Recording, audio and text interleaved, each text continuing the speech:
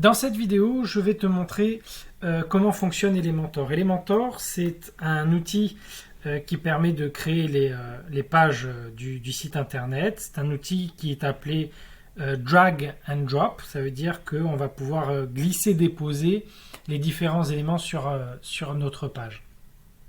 Alors, on va aller dans cette partie page. Et on va venir modifier une page. Par exemple, la page About, donc à propos en français. J'ai cliqué sur Modifier.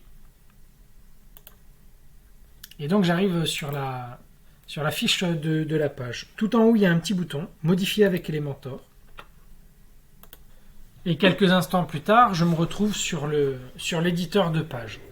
Alors, voilà comment fonctionne Elementor. Sur la gauche, il y a un menu avec les différents outils que je vais pouvoir intégrer à l'intérieur de mon site. Et à droite, je vois comment est-ce que sera présentée ma page. Elementor, ça fonctionne avec des sections et des sous-sections.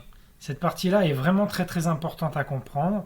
En appuyant là sur le plus, j'ai accès aux différentes sections. Donc là, je prends une section entière. Et à l'intérieur de cette section entière, je vais pouvoir venir insérer des sous-sections. C'est quelque chose qui est très important parce que ces sections et sous-sections, tu vois, je vais pouvoir les déplacer à volonté. Si je ne travaille pas avec des sections et des sous-sections, à un moment, je vais avoir une problématique pour déplacer des informations si j'en ai besoin. Pour bien comprendre Elementor, il y a un autre élément qui est important à prendre en compte, c'est les réglages qui sont en bas à gauche. Ces réglages en bas à gauche te permettent de faire des modifications sur la page entière. Autre élément important, quand je vais rajouter un outil, par exemple ici il y a un outil texte, le menu de gauche a été modifié et fait apparaître trois sous-menus. Un sous-menu qui s'appelle contenu, un sous-menu qui s'appelle style et un sous-menu qui s'appelle avancé. Alors à chaque fois qu'on va rajouter un outil, il y aura ces trois éléments qui vont apparaître, le contenu, le style et l'avancé, qui vont nous permettre d'apporter des modifications au contenu. Par exemple, dans la partie style, si c'est un texte, je vais pouvoir changer la couleur du texte. Si je clique, j'ai accès à une palette qui va me permettre de changer très facilement la couleur de mon texte. Autre point très important, c'est le clic droit. Il faut savoir que sur Elementor, le clic droit fonctionne. Donc je peux me mettre par exemple sur le texte, faire un clic droit et j'ai ici accès à un menu contextuel qui va me permettre de copier, coller, copier le style par exemple, ça c'est très intéressant.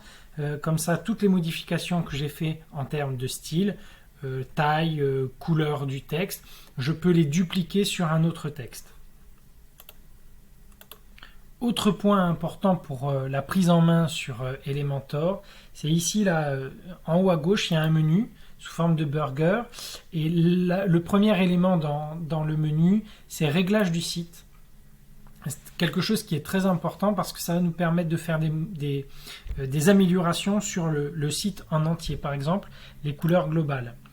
L'histoire des couleurs, c'est vraiment très important parce que, comme tu peux le voir, il y en a énormément, des tonnes et des tonnes et des tonnes de couleurs, et représentées ici par un code derrière un hashtag, ce qu'on appelle un code HTML.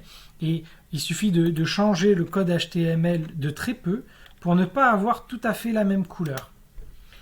Et donc ça, c'est assez catastrophique quand on travaille sur un site internet et qu'on n'a pas tout à fait les mêmes couleurs. Donc ici, on va pouvoir les enregistrer en cliquant sur mettre à jour. Et quand je vais vouloir changer la couleur de mon texte, je vais pouvoir le faire en récupérant exactement cette couleur-là. Donc là, je clique sur la croix, je vais revenir sur mon texte. Et ici, au lieu d'aller dans le champ des couleurs, je vais cliquer là sur sur la petite planète, personnaliser, et tout en bas, voilà, je vais avoir ma couleur. À toi de jouer.